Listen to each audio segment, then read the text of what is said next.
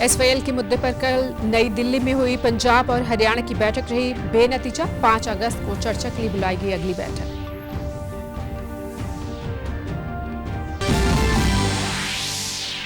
देश में कल हिसार से शुरू होगा उज्जवल दृष्टि हरियाणा अभियान। 45 साल से ज्यादा के लोगों की नेत्र जांच के साथ मोतियाबिंद के होंगे फ्री ऑपरेशन। चश्मों का होगा निःशुल्क वितरण। कुरुक्षेत्र में 23 से 27 जुलाई तक आयोजित होगा अंतर्राज्यीय युवा आदान प्रदान कार्यक्रम। देश भर से 900 युवा कार्यक्रम में लेंगे हिस्सा।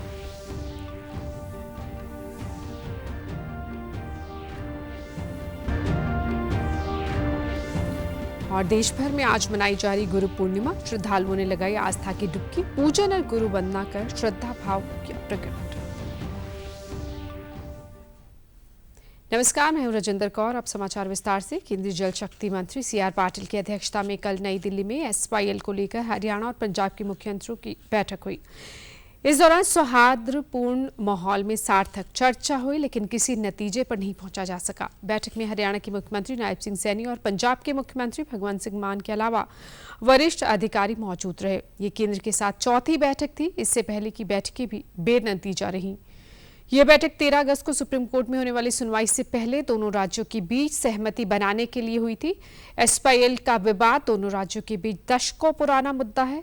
इसमें सतलुज और यमुना को जोड़ने का प्रस्ताव है ताकि दोनों राज्यों के बीच जल संसाधनों का समान वितरण हो सके। बैठक में फैसला लिया गया कि अगली बैठक 5 अगस्त को होगी। केंद्रीय जल शक्ति मंत्री सीआर पाटिल ने कहा कि बैठक में दोनों ओर से सकारात्मक प्रतिक्रिया मिली और जल्द इस मुद्दे के हल की उम्मीद है।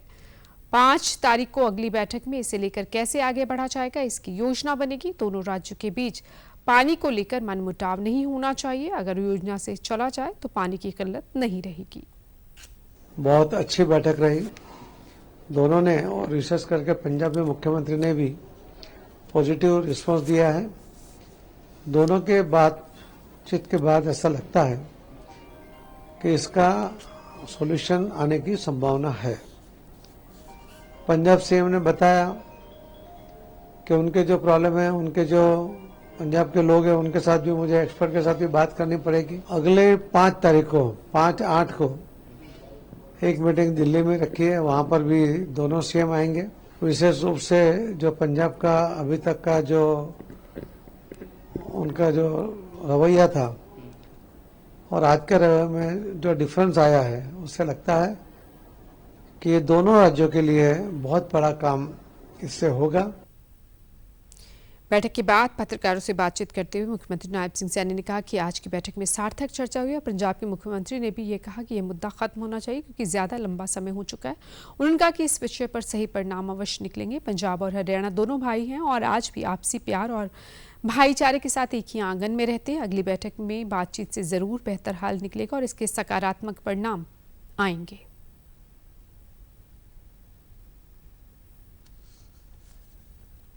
सार्थक चर्चा और ये मुद्दा खत्म होना चाहिए, उसको लेकर के पंजाब के मुख्यमंत्री ने भी इस प्रकार की बात कही है, क्योंकि लंबा नहीं चलना चाहिए और इसके ठीक परिणाम निकलेंगे, अच्छे परिणाम निकलेंगे। उसको लेकर के सार्थक चर्चा होगी, इसका समाधान भी निकाल रहे हैं, क्योंकि पंजाब और हरियाणा भाई हैं, एक ही बेड़ा है। रास्ता निकालने का वो काम हो रहा है और ठीक रास्ता निकल। काफी गंभीर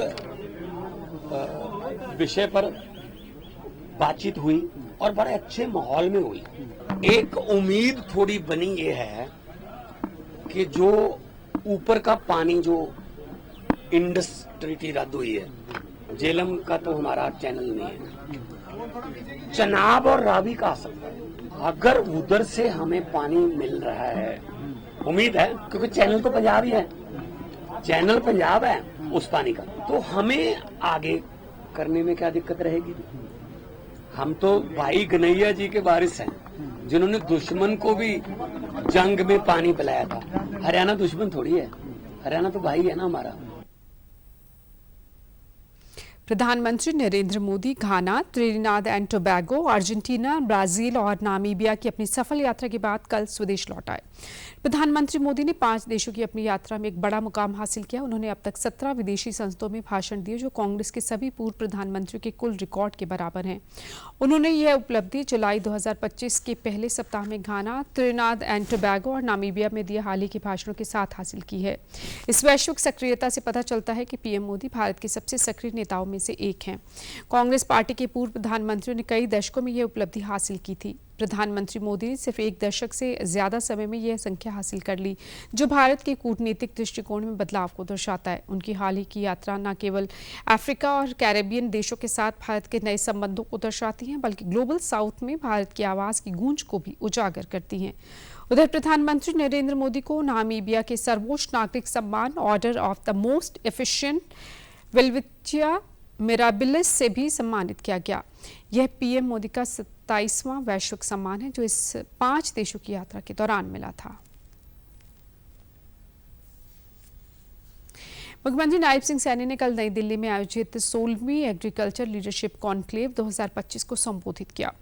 इस दौरान कृषि क्षेत्र के विकास से जुड़े विषयों पर विचार विमर्श एवं संवाद किया गया। हरियाणा को कृषि क्षेत्र में बेहतरीन नीति निर्माण के सर्वश्रेष्ठ राज्य के रूप में सम्मानित भी किया गया। इस दौरान मुख्यमंत्री ने कहा कि प्रदेश की नॉन स्टॉप सरकार किसानों के कल्याण के लिए निरंतर काम कर रही है। उन्होंने कहा कि हरियाणा कृषि प्रधान प्रदेश है और किसान कड़ी मेहनत कर देश के अन्न भंडार भरते हैं। उन्होंने कहा कि अनेक योजनाओं के माध्यम से किसानों को आर्थिक और सुरक्षा और सशक्त भविष्य के लिए नई दिशा दी जा रही, जिसके सकारात्मक परिणाम नजर आ रहे हैं। मुख्यमंत्री ने बताया कि किसानों को उनकी फसल का लाभकारी मूल्य मिले, इसके लिए कदम उठाए जा रहे हैं। हरियाणा देश का पहला राज्य है जो किसानों की सभी फसलें एमएसपी पर खरीद रहा है। उन्होंने कहा कि प्रदेश सरकार नुकसान के समय खड़ी रहती है। प्रदेश के पराली प्रबंधन को सर्वोच्च न्यायालय ने सराहा है। प्रदेश में सभी 10 एचपी को मोटरों को सोलर से जोड़ा गया है। कि हरियाणा पराली प्रबंधन के अंदर अच्छा काम कर रहा है। पड़ोस की जो सरकार है पंजाब की, भी उसको उससे सीख लेनी चाहिए कि पिछले 11 वर्षों में जो किसान के हित में एक मिशन मोड के अंदर आदरणीय नरेंद्र मोदी जी ने एक योजनाबद्ध तरीके से काम किया है। निरंतर हम उसके ऊपर काम करते रहे हैं। किसान लाभकारी मूल्य उसको मिले, उसको लेकर के हम लगातार हमारी सरकार काम कर रही है। चाहे ई मंडी के साथ किसान को जोड़ने की बात है, चाहे किसान को अगर प्राकृतिक आपदा से उसको नुकसान होता है तो उसकी भरपाई की बात है। देश के अंदर मुझे ये कहते हुए कि हमारा हरियाणा प्रदेश ये पहला ऐसा प्रदेश है जिसने अपने किसान की 100% फसल कोई भी उगाता है उसको एमएसपी पर खरीदने का काम हम करते हैं। प्रदेश के 8 नगर निगम के लिए मनोनीत पार्षदों की सूची जारी कर दी गई है। हर नगर निगम से 3 पार्षद मनोनीत किए हैं। प्रदेश सरकार की तरफ से जारी आदेश के अनुसार यमुनानगर, करनाल, पानीपत, रोहतक, फरीदाबाद, गुरुग्राम, मानेसर और हिसार नगर निगम मनोनीत पार्षद बने हैं। इसके अलावा प्रदेश के 21 जिलों की 72 नगर पालिकाओं में भी मनोनीत पार्षदों की सूची जारी कर दी गई है।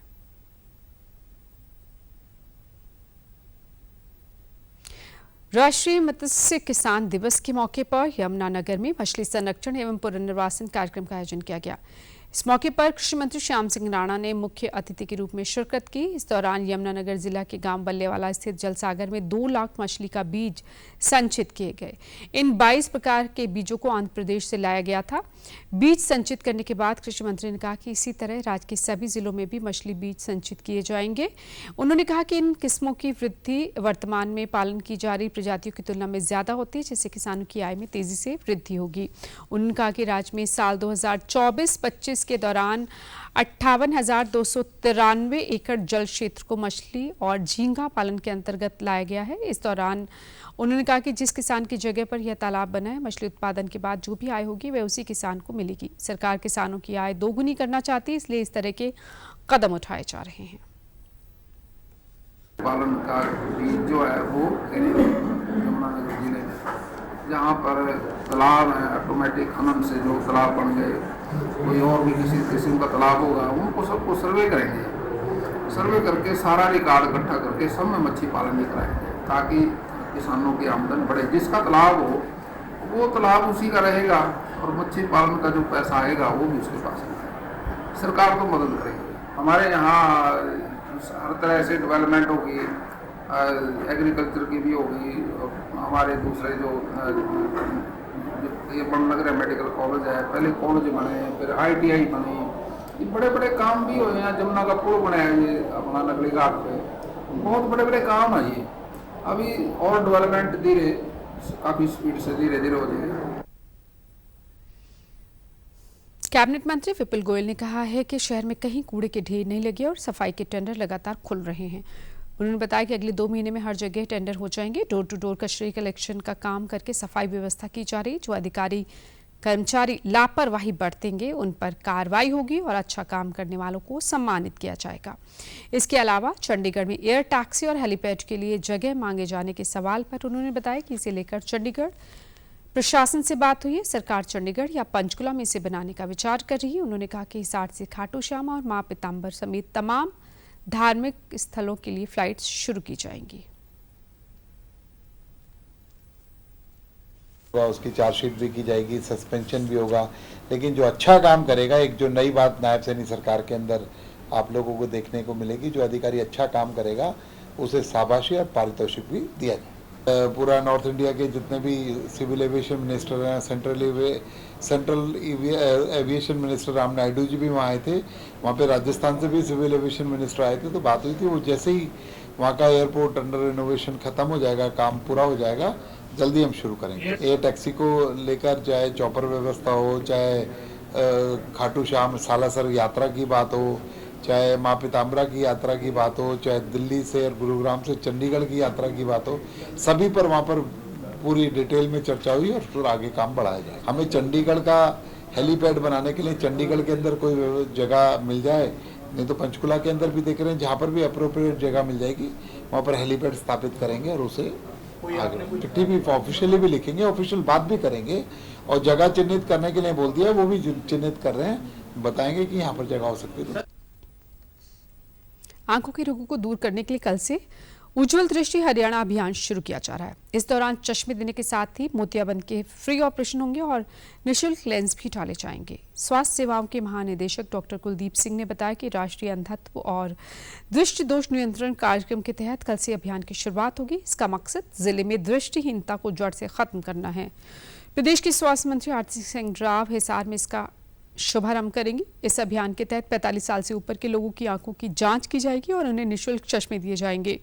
मोतियाबिंद के मरीजों का निःशुल्क ऑपरेशन भी सरकारी अस्पतालों में किया जाएगा। उन्होंने बताया कि उज्जवल योजना के तहत जांच के लिए एजेंसी इम्प्लान कर ली गई है। जांच में अगर रिलेक्टिव एरर आता है तो इसकी आगामी जांच और इलाज की सारी सुविधा स्वास्थ्य विभाग हरियाणा द्वारा दी जाएगी।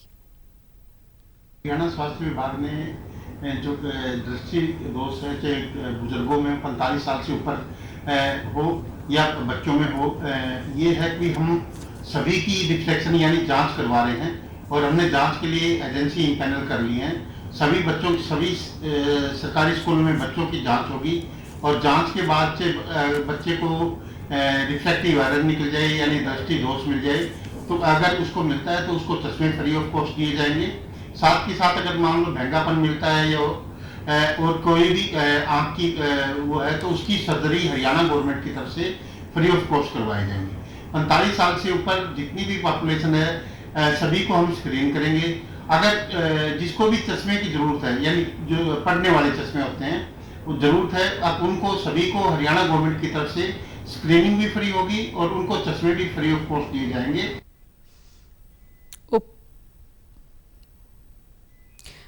उप civil surgeon doctor Arvind Sehgal ने बताया कि अभियान के अंतर्गत जिला पंचकुला ने 7,500 चश्मे दिए जाएंगे। सिविल अस्पताल सेक्टर 6 पंचकुला, STCH कालका और CHC रायपुर रानी में इन्हें बांटा जाएगा।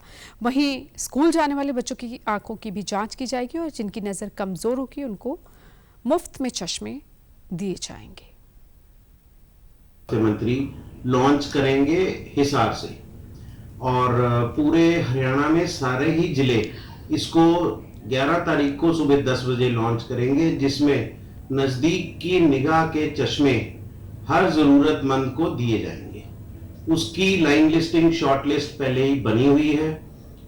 पंचकुला डिस्ट्रिक्ट को 7500 चश्मे जो हैं वो स्टॉक में मिले हैं और 11 तारीख को इनकी डिस्ट्रीब्यूशन 3 स्थानों पर पंचकुला डिस्ट्रिक्ट में की जाएगी, जो कि कालका, रायपुर रानी और सिविल हॉस्पिटल पंचकुला में स्किल लैब जो कि डी ब्लॉक में है, वहां पर चश्मे निशुल्क बांटे जाएंगे। गीता की जन्मस्थली कुरुक्षेत्र में 23 से 27 जुलाई तक अंतर्राज्यीय युवा आदान प्रदान कार्यक्रम का आयोजन किया जाएगा। इस कार्यक्रम में देश के 28 राज्यों और 8 केंद्र शासित प्रदेशों के 900 युवाओं को आमंत्रित किया गया है। कुरुक्षेत्र विश्वविद्यालय में इस कार्यक्रम का सुबह 11 बजे उद्घाटन होगा। इस दौरान विभिन्न प्रदेशों से आए युवाओं द्वारा मार्च पास्ट निकाला जाएगा। इसी दिन विषय विशेषज्ञ युवाओं के साथ सीधा संवाद करेंगे और सांस्कृतिक कार्यक्रम होगा। अगले दिन सुबह योग सत्र रखा गया है और इसके बाद पर्यावरण और पवित्र ग्रंथ गीता के उपदेशों पर मंथन होगा। इसके उपरांत युवा अपने अपने प्रदेशों के प्रमुख गतिविधियों और पर्यटन स्थलों की पीपीटी देंगे। 25 जुलाई को सुबह के योग के बाद स्किल डेवलपमेंट पर चर्चा की जाएगी और शाम को समापन समारोह होगा। 26 जुलाई को विभिन्न प्रदेशों से आए विद्यार्थी कुरुक्षेत्र के पर्यटन और तीर्थ स्थलों का भ्रमण कर 27 जुलाई को वापस लौटेंगे। हरियाणा अध्यापक पात्रता परीक्षा अब 30 और 31 जुलाई को होगी। 26-27 जुलाई को होने वाली सीईटी की परीक्षा की वजह से यह परीक्षा स्थगित की गई थी। विद्यालय शिक्षा बोर्ड ने छात्रों की सुविधा के लिए इसे स्थगित करने को कहा था, जिसे अब सरकार से अनुमति मिल गई। हालांकि परीक्षा के आयोजन को लेकर अधिसूचना अभी जारी नहीं हुई है। बोर्ड की तरफ से अधिसूचना जारी कर परीक्षा की नई तिथियों की आधिकारिक घोषणा की जाएगी। और देश भर में आज गुरु पूर्णिमा मनाई जा रही है। गुरु पूर्णिमा के पावन पर्व पर आज श्रद्धा, भक्ति और आस्था की तस्वीरें सामने आई। अयोध्या, प्रयागराज और काशी के घाटों पर श्रद्धालु स्नान के लिए उमड़े। श्रद्धालुओं ने पूजन और गुरु वंदना के माध्यम से अपने श्रद्धा भाव को प्रकट किया। प्रधानमंत्री नरेंद्र मोदी ने गुरु पूर्णिमा के मौके पर देशवासियों को हार्दिक शुभकामनाएं दी हैं। उन्होंने कहा कि यह पर्व आध्यात्मिक और शैक्षणिक गुरुओं के प्रति श्रद्धा जताने का है। भारतीय इस परंपरा में गहराई से निहित यह दिन व्यक्ति को अज्ञान से ज्ञान की ओर ले जाने में गुरुओं द्वारा निभाई गई महत्वपूर्ण भूमिका का सम्मान करता है। मुख्यमंत्री नायब सिंह सैनी ने एक्स पोस्ट पर शुभकामनाएं देते हुए कहा कि गुरु का सानिध्य जीवन को सही दिशा देता है और अज्ञान के तमस से प्रकाश की ओर ले जाता है। उन्होंने कहा कि इस मौके पर अपने गुरुजनों के प्रति कृतज्ञता प्रकट करें और उनके आदर्शों को अपने जीवन में उतारने का संकल्प लें। इस अवसर पर मुख्यमंत्री पंजाब के जालंधर में आयोजित देव दुर्लभ श्री गुरु पूर्णिमा महोत्सव में हुए। उन्होंने कहा कि गुरुओं के मार्गदर्शन, कृपा एवं आशीर्वाद से प्रत्येक व्यक्ति अपने जीवन को सही मार्ग पर रखते हुए समाज को सार्थक दिशा दे सकता है।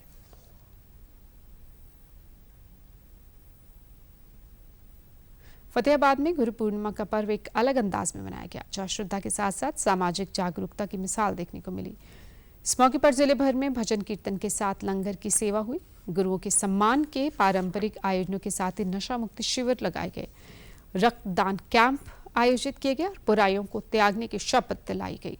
श्री राधा कृष्ण सेवा आश्रम में एक भव्य धार्मिक आयोजन हुआ। इस मौके पर प्रशासन ने सुरक्षा व्यवस्था के पुख्ता इंतजाम किया और पूरे जिले में उत्सव जैसा माहौल श्रद्धा, सेवा और समाज सुधार के संदेश के साथ गूंजता रहा। थाना प्रभारी राजवीर सिंह ने कहा कि पुलिस प्रशासन नशे के खिलाफ लगातार सख्ती से कार्रवाई कर रहा है। गांव-गांव में नशा मुक्ति शिविर लगाए जा रहे हैं ताकि लोगों को सही दिशा में जागरूक किया जा सके। उन्होंने साफ शब्दों में कहा कि नशे को जड़ से खत्म करना प्रशासन अकेले के बस की बात नहीं है, इसके लिए समाज के हर शख्स का सहयोग जरूरी है। उन्होंने सभी से अपील की कि वे प्रशासन का साथ दें और नशा मुक्त समाज की दिशा में योगदान दें। जो बच्चे उनका नशा छुड़वाएं और नशे से उनको दूर करें और खेल की तरफ प्रेरित करें, जिसके अंदर आम आदमी का नशा छुड़वाने में सहयोग प्रशासन का जरूरी है। सरकार ने काफ़ी स्कीमें खोल रखी हैं और जो काफ़ी केंद्र है जिसके अंदर बच्चों के नशे छुड़वाए भी जाते हैं। इस मौके पर पहुंचे अंतर्राष्ट्रीय खिलाड़ी प्रिंस कुमार ने बताया कि वे अपने पूरे परिवार के साथ इस आयोजन में शामिल हुए। उन्होंने गुरुओं का आशीर्वाद लिया है और कहा कि गुरु के बिना जीवन अधूरा है। उन्होंने गुरु के महत्व को जीवन की सबसे बड़ी प्रेरणा बताया और विशेष रूप से नशा मुक्ति शिविर और ब्लड डोनेशन कैंप की सराहना की। साथ रहना चाहिए हमेशा के लिए, क्योंकि एक मैं खिलाड़ी होने के तौर पे मैं यही कहना चाहता हूँ कि हमारे गुरु ही हमारे लिए सब कुछ हैं। आश्रम में गुरु पूर्णिमा वाले वो करा गया है, यहाँ हर एक चीज़ की सुविधा करी गई है, जिसमें कि ब्लड डोनेशन और नशा मुक्ति के काफ़ी कुछ हैं। कार्यक्रम में शामिल हुए लोगों ने बताया कि इस तरह के आयोजन का समाज में सकारात्मक सोच और एकजुटता को बढ़ाते हैं। उन्होंने गुरु पूर्णिमा को भारतीय संस्कृति की आत्मा बताया और कहा कि गुरुओं के मार्गदर्शन से ही जीवन में सही दिशा मिलती है। तीनों ने नशा मुक्ति अभियान और ब्लड डोनेशन कैंप की सराहना करते हुए कहा कि यह न केवल एक धार्मिक दिन है, बल्कि सामाजिक जिम्मेदारियों को निभाने का भी सशक्त उदाहरण है।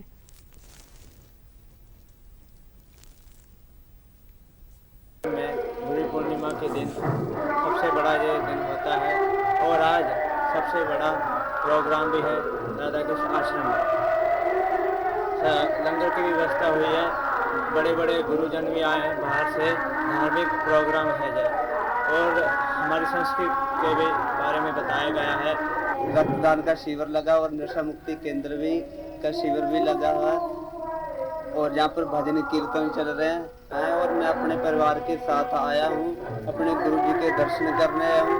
गुरु पूर्णिमा पर जो ऐसे धार्मिक गुरु यहाँ पर पधारे हैं और उनकी जो कि मार्गदर्शन में यहाँ पर भक्ति कीर्तन किया जा।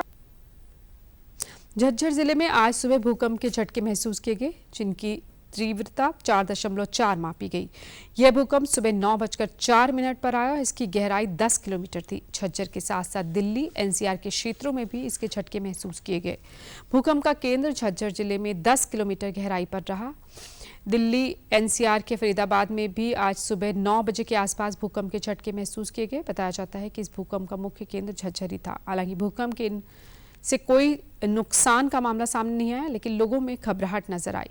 फरीदाबाद में एक शख्स ने बताया कि वे आज सुबह जब चाय पी रहे थे तभी एकदम कुर्सी हिलने लगी और दौड़कर वो बाहर पहुंचे। उन्होंने कहा कि यह सिलसिला कुछ सेकंड तक बना रहा, हालांकि कोई नुकसान नहीं हुआ। एक अन्य शख्स ने भी भूकंप के झटके महसूस किए, जिसके चलते वे सभी घर से बाहर निकल आए।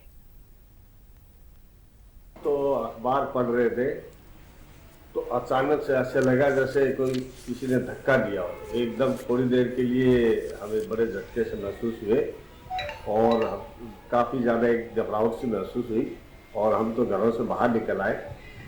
उसके बाद देखा गया ये थोड़ी देर ही रहा, लेकिन काफ़ी वो है डरावना सा लग रहा था।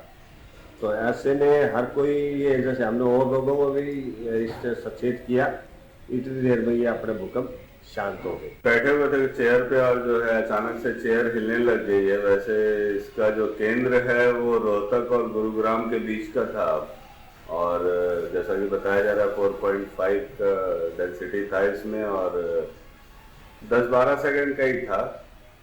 बाकी अभी कोई नुकसान का ऐसी कोई खबर तो है नहीं न्यूज़ चैनल से। श्रावण मास में कांवड़ यात्रा को लेकर फरीदाबाद पुलिस प्रशासन ने कमर कस ली है। पुलिस ने यात्रा मार्ग का पूरा रोड मैप तैयार कर लिया है। मुख्य कट और ज्यादा भीड़भाड़ वाले इलाकों को चिन्हित कर बैरिकेडिंग की गई है। यात्रा के दौरान कहीं भी उपद्रव न हो, इसके पुख्ता इंतजाम किए गए हैं।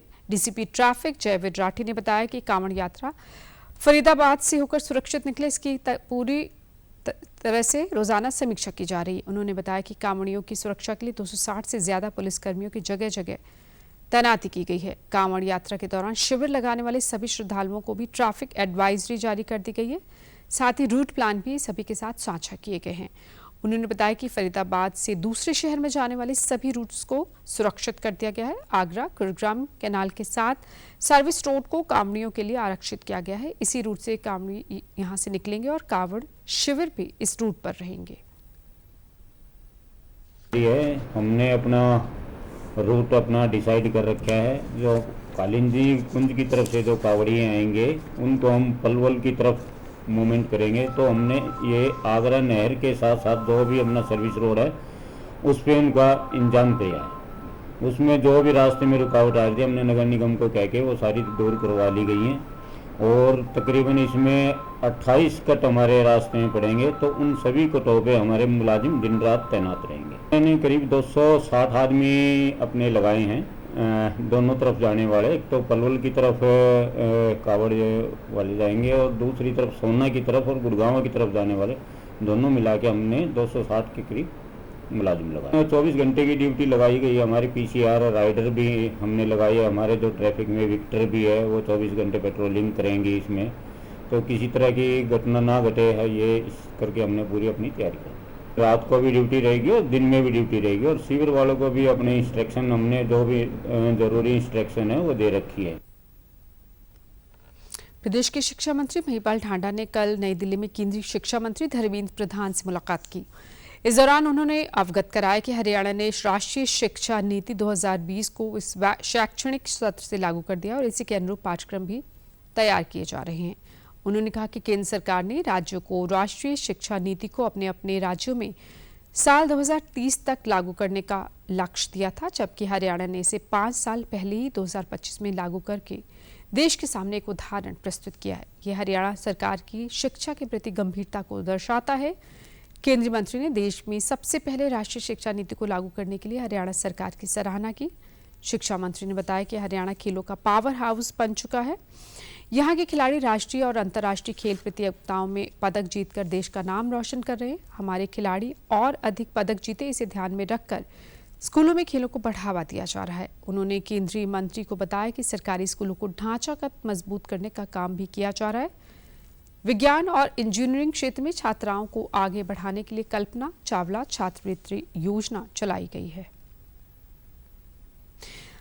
कजाकिस्तान में हाल ही में आयोजित वर्ल्ड बॉक्सिंग कप में रजत पदक विजेता महिला मुक्केबाज पूजा बोहरा का भिवानी पहुंचने पर खेल प्रेमियों ने जोरदार स्वागत किया। पूजा बोहरा का विजय जुलूस रोहतक गेट से लेकर उनके निवास स्थान तक लाया गया। इस दौरान उन्होंने अपनी जीत का श्रेय कोच भीम अवार्डी संजय शिवरान को दिया। पूजा बोहरा ने बताया कि वर्ल्ड बॉक्सिंग कप में काफी कठिन मुकाबले थे। पहला मुकाबला होस्ट टीम कजाकिस्तान के साथ था, लेकिन उसके खिलाफ अच्छा खेलते हुए 4-1 से बाउट जीती।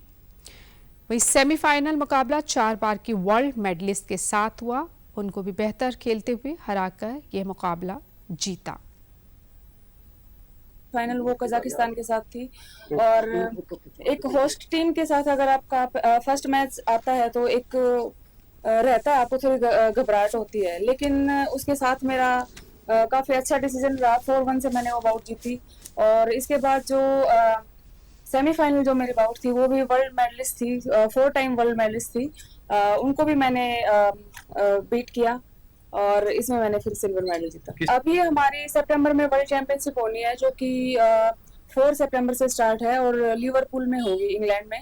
और उसके लिए हमारा भी कैंप भी चल रहा है पटियाला में, जिसमें मैं कल ही ज्वाइन कर रही हूँ और उसी की तैयारी हमारी चलेगी। फिलहाल मैं 75 to 80 kg वेट कैटेगरी में खेल रही हूँ और ये वर्ल्ड चैंपियनशिप में इसी वेट में खेलूंगी। इस मौके पर कैप्टन हावा सिंह बॉक्सिंग अकादमी के महासचिव प्रीतम दलाल ने बताया कि पूजा बोहरा अब कॉमनवेल्थ गेम्स और ओलंपिक खेलों की तैयारियों में जुट जाएंगी। इस अवसर पर अकादमी के अध्यक्ष डॉक्टर LB गुप्ता ने पूजा को शुभकामनाएं दी। उन्होंने बताया कि अकादमी की महिला मुक्केबाज नूपुर श्योराण ने स्वर्ण और पूजा बोहरा ने रजत पदक जीतकर नाम रोशन किया है। टेक्निक थी, उससे ये पहले ओलंपिक खेल के आ चुकी है, पार्टिसिपेट हो चुका है इसका, और इसमें मेडल आया। अब ये वर्ल्ड चैंपियनशिप के लिए मेडल में जाएगी, कॉमनवेल्थ खेल लेगी, आगे ओलंपिक की भी तैयारी भी करेगी। और जो हमारी कैप्टन वाशिंग बॉक्सिंग अकादमी है, उसकी पहली महिला बॉक्सर है जिसके लगभग सभी मेडल और ओलंपिक तक पार्टिसिपेट है। और इसका जो खेलना प्रदर्शन है, इसकी मेहनत है, और इसके पेरेंट्स और अब इसकी ससुराल वाले भी इसके साथ खड़े हैं, उसे हमें भी हौसला मिलता है और इसको भी हौसला मिलता है। और जहां तक इसके खेलने की आगे की तैयारी है तो ये जबरदस्त करेगी। अभी बुलेटिन में आज इतना ही, इजाजत दीजिए, नमस्कार।